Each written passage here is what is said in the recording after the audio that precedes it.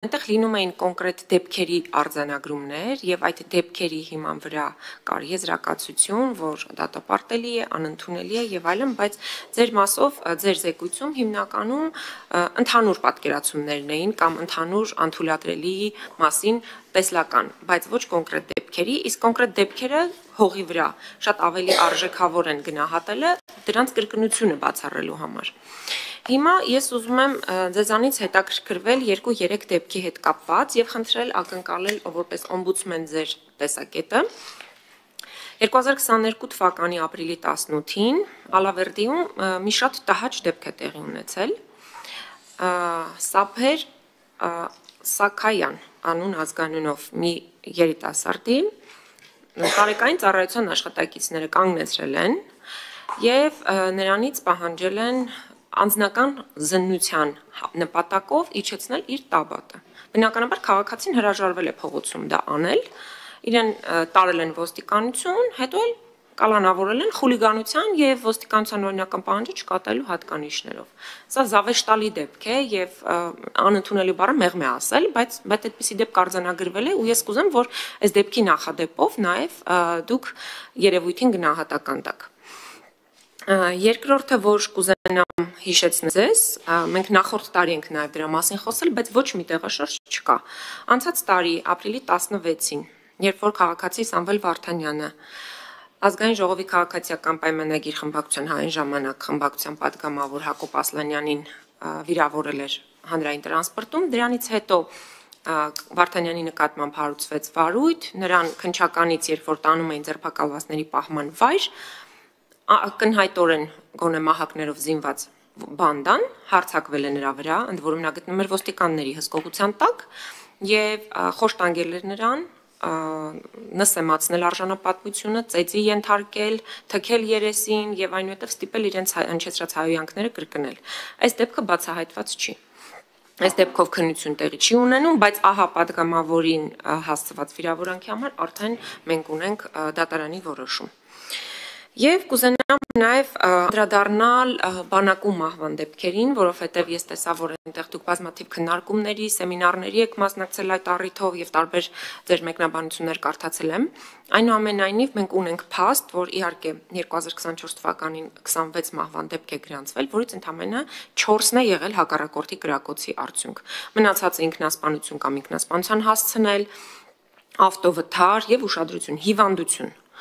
Մնացածն էլ կարող ենք երկուսը ռազմական թռչող սարքերի շահագործման սխալ դրա հետևանքով եւ մեկն է դժբախտ պատահար, բայց հիվանդության վրա կուզենամ դուք ուշադրություն դարձնեք, այսինքն հիվանդ մարդուն զորակոչել են ու գնացել բանակում մահացել է, խոսքը երիտասարդ ժամկետային զինծառայողի մասին է, որը որ լուրջ խնդիր է մեր երկրում։ Եվ նաեւ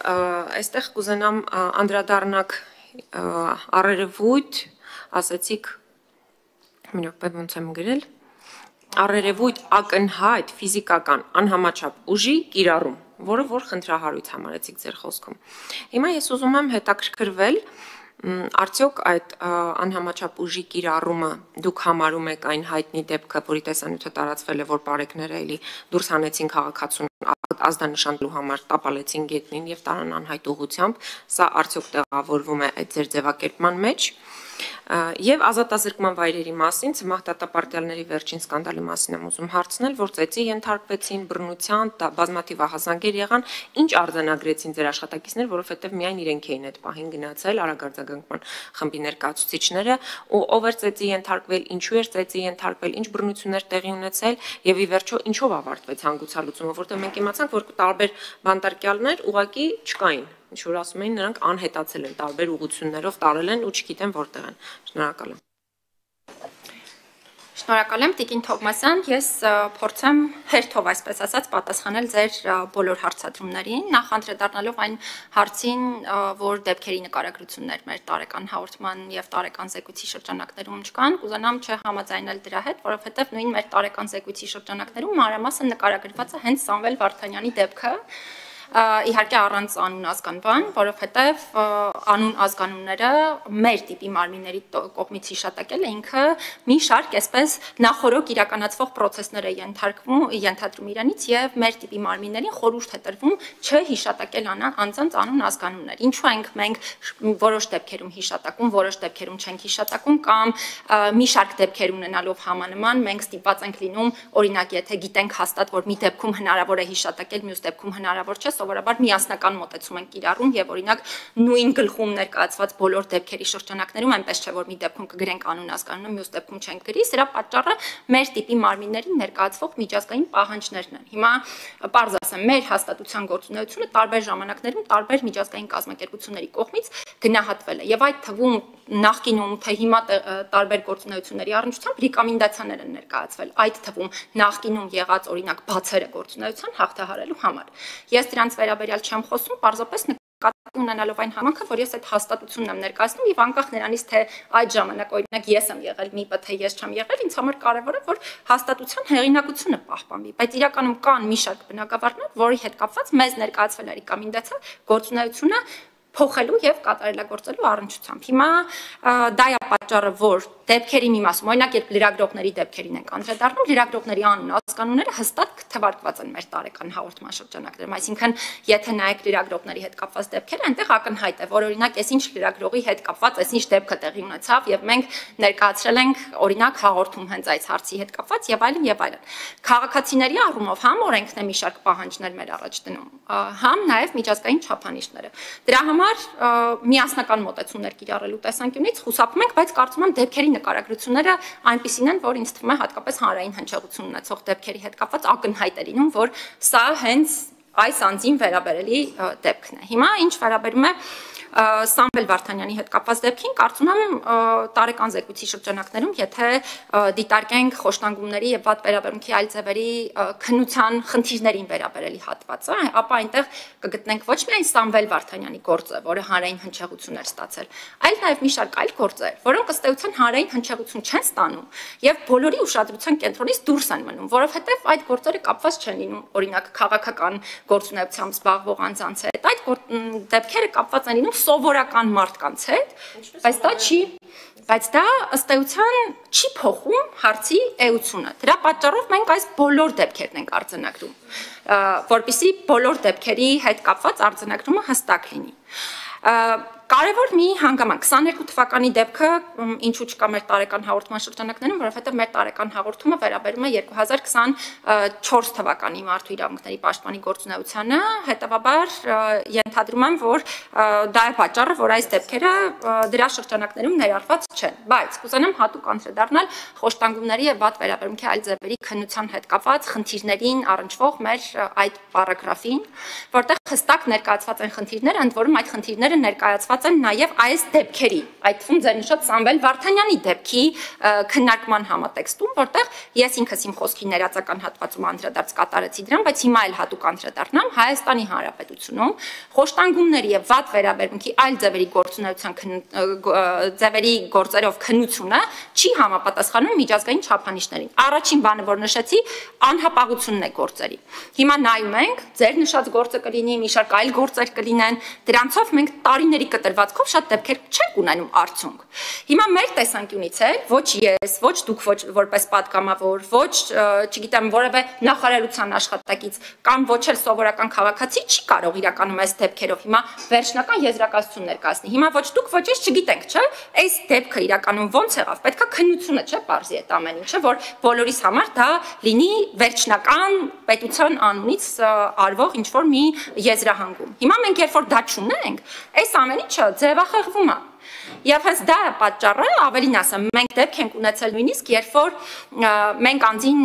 վնասվածքներով ենք արձանագրել, այսինքն մենք նկարներ ենք ուղարկել իրավասու մարմիններին, նորից եմ ասում, պարտադիր չի, որ դեպքը խոշտանգում լինի, հա, որովհետև պարզ ասեմ ձեզ, իրականում արձանագրվող դեպքերի մեծ մասում համենայն դեպս այնպիսի վնասվածքներ են, որ մենք այդ պահին մեզ հաստատ թույլ չենք տա եզրահանգել, որ դա խոշտանգում է, դա կարա լինի նաև վատ վերաբերմունքի այլ դրսևորում, բայց ամենայն դեպս դեպքեր կա, որ նույնիսկ քաղաքացին ուղղակի ասելա, չէ, ես չեմ ենթարկվել բռնության, չնայած այն պայմաններում, որ մենք նկարներ ենք ուղարկել, հետո պարզվել է, որ օրինակ գործի վարույթը կարճվել է, իհարկե սրա հետ կապված ես հատուկ նաև տեղեկատվությունը պարտադիր կարգով պահանջելով հասկանալ, թե ինչ է կատարվում, նաև իրավասու մարմիններին եմ ուղարկել։ Բանակում մահվան դեպքերի հետ կապված, սա խնդիրը, հա, որի հետ կապված ես շատ եմ խոսում հրապարակային, ոչ միայն ինչ որտեղ մասնակցում եմ քննարկումների, այլ ինքս եմ նախաձեռնում նմանատիպ քննարկումներ, որովհետև ես համարում եմ, որ նորմալ չի զինված ուժերում ունենալ ոչ մարտական պայմաններում մահվան դեպքեր, նույնիսկ եթե դա մի հատ մահվան դեպք է լիներ, դա արդեն իսկ խնդրահարույց էր, բայց ընդհանուր առմամբ նորմալ չի ունենալ մահվան դեպքեր, ընդ որում այո նշեցիք, որոշ դեպքերում դա կարող է լինել հիվանդության համատեքստում, շատ այլ խնդիրներ էլ կան, որոնց վերաբերյալ ես այսպես ասեմ, հիմա կոնկրետ դեպքերի վրա չեմ ուզենա կենտրոնանալ, նաև նկատի ունենալով, որ սա այնպիսի ոլորտ է, որը նաև անվտանգության հետ կապված հարցեր է ենթադրում, բաց սրա վերաբերյալ, չգիտեմ, հրապարակային անուն ազգանուններ ասել եւ այլ տվյալներ չեմ կարծում, որ ճիշտ է, բայց համակարգային առումով համարում եմ, որ զինված ուժերում մահվան դեպքերի կանխարգելումը ըստ էության մեզ մոտ դարձյալ չի համապատասխանում այն չափանիշներին, որին պետք է համապատասխանի, եւ երկրորդ մենք այդպես էլ պատասխանատվության միջոցների անխուսափելիություն չենք ունենում, որովհետեւ այդպես էլ չենք տեսնում, որ վատ վերաբերմունքի ենթարկած բռնարար հանդիսացող մարդիկ կամ ինչ որ մեկին ինքնասպանության հասցրած կամ հակառակը կյանքից զրկած մարդիկ պատասխանատվություն կրեն, ինչը միանշանակ խնդիր չէ, անհամաչափ ուժի կիրառման մասով, հա, մենք առերևույթ անհամաչափ ուժի մասին ենք այո խոսում, որովհետև դարձյալ մի անգամ կրկնեմ, մենք քննչական մարմին չենք կամ դատական մարմին չենք, որտեղ ես կարող եմ ասել այս սա է հաստատ, այս դեպքով, այս իրավիճակը, բայց բազմաթիվ են այո դեպքերը, երբ որ անհամաչափ ուժի կիրառում ենք ենթադրում, ձեր նշած դեպքը այդ քաղաքացու հետ կապված եւ մի շարք այլ դեպքեր առնվազն մեզ մոտ առաջացնում են մտահոգություն, որ ուժի կիրառումը եղել է անհամաչափ եւ նաեւ դա է պատճառը, որ իրականում միայն մեր տարեկան հաղորդումը չէ, էլի հիմնական ձևաչափը մեր գործունեության իրականացման, մենք ես համարեմ բոլոր դեպքերով, եթե մշտադիտարկման արդյունքում որևէ տեղ ինչ որ հրապարակում է լինում, իմացեք մենք այս բոլոր դեպքերով հաղորդում ենք ներկայացնում քննչական մարմիններին, անկախ նրանից մենք օրինակ համարում ենք, որ դա այդ շեմը հատել է թե չի հատել, ամեն դեպքում քննարկման առարկա դարձնելու համար եւ նաեւ պարտադիր գրում ենք իրավասու մյուս մարմիններին ծառայողական քննություն անցկացնելու համար եւ նաեւ դա է պատճառը, որ որպես համակարգային խնդիր արձանագրեցի այն, որ ըստ էության մենք էլ ենք տեսնում, որ պատասխանատվության շատ քիչ մարդիկ են ենթարկվում։ Հետևաբար դա տարբեր բաների մասին կարող է իհարկե վկայել, բայց առնվազն այն, որ մեզ համար դա մնում է մտահոգություն, նշանակում է, որ թե հաղորդակցությունը հանրության հետ վարվող, նաև շատ դեպքերում մեզ հետ վարվող, թե ընդհանուր առմամբ խնդրահարույց է, ազատության զրկման վայրում ու Բարաշյանի դեպքի վերաբերյալ խոսեցիք, ըստ էության այն ինչ որ թույլատրելի էր հրապարակային գրել, մենք արդեն իսկ գրել էինք, որովհետև այո, մենք վնասվածքներ ենք արձանագրել առանձին քաղաքացիների մոտ, բժշկական օգնություն իրենց իհարկե ցուցաբերվել է, իրենք մեզ մի տեղեկատվություն են պատմել, որի վերաբերյալ նաև հրապարակային իմ ներկայացուցիչը հնարավորություն ունեցել է խոսելու, մեզ արդարադատության նախարարությունը մեկ այլ տեղեկատվություն է ըստ էության ներկայացրել, այդ թվում բանավոր պարզաբանման տեսքով, այդ թվում հրապարակային եղանակով, բայց մեզ համար այս դեպքը խնդրահարույց է ու դա է պատճառը, որ դարձյալ այդ թվում այս դեպքով ես գլխավոր դատախազություն եմ գրել եւ մարդու իրավունքների պաշտպանի այս գրությունները պարտավոր են նաեւ որպես հաղորդում ընդունել, որովհետեւ պետական իրավասու մարմնի ներկայացուցիչի կողմից կատարված արձանագրումներ են։ Շնորհակալ եմ։ Շնորհակալություն։ Հաջորդ հարցի համար պարոն Պարսելյան, Տիկին Թոմասյան, խնդրում եմ, որ նաեւ ունենք հնարավորություն մտքերի փոխանակության։ Ես շատ կարճ կարձագանք եմ, որովհետև եկեք այդ ինստիտուտը պահենք, որովհետև Տիկին Մանասյանը բաներ ասաց, որ հա ճիշտ էր 22 թվականը ես 24 պիտի ասեի, որովհետև մյուս դեպքը մեջ բերեցի, Ալավերդիում դեպքը տեղի ունեցել 2024 թվականի փետրվարի 10-ին, քաղաքացի Զորայր Շահվերդյանի մեքենան էին կանգնացրել